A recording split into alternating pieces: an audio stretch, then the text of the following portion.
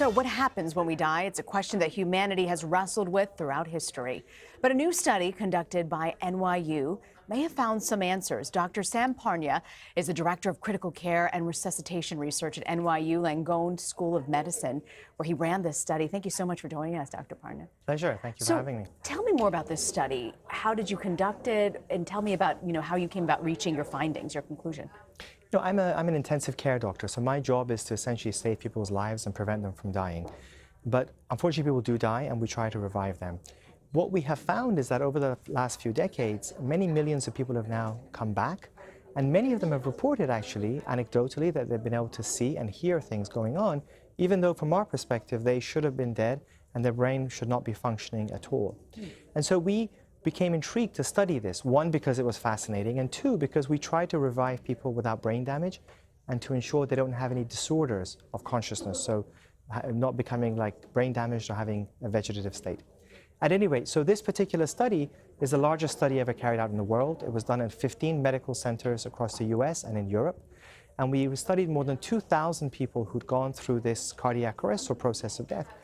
And we did not expect people to have any consciousness or awareness, but intriguingly, up to 40% of people came back and had a perception of being aware of what was happening to them, even though they had technically gone beyond the threshold of death. Why do you think that is? Well, there's a lot to it. I should also add that among that group, 10% had a very deep, profound mystical experience that was very true to them. But interestingly, 2% actually had full awareness, could describe all the events that were going on that were validated. So of course the question is, why does that happen? And we don't have the answers, because to our scientific model, when people have died, there should be no more conscious awareness going on.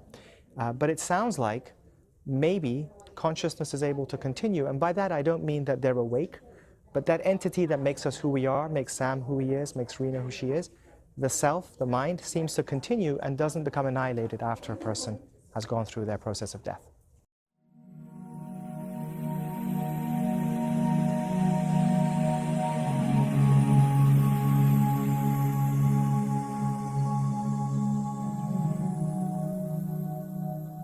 I was aware of everything that was going on around me. I could hear and see and feel everything that was happening. I could feel everything the doctors were doing.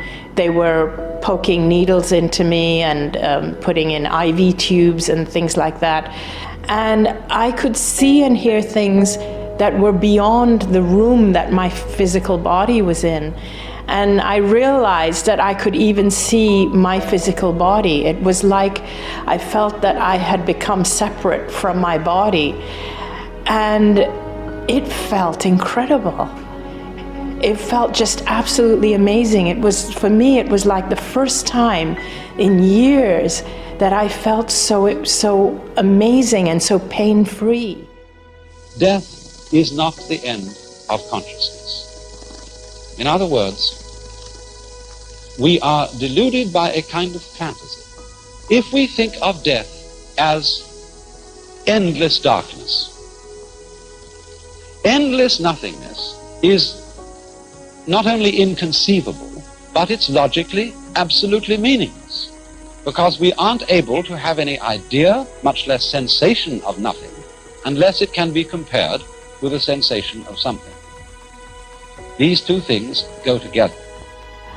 I also felt something which I can only describe as a feeling of unconditional love. It was like a euphoric kind of feeling.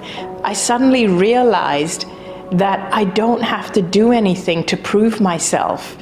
I don't have to do anything to feel that I deserve to be loved. I was loved just because I existed.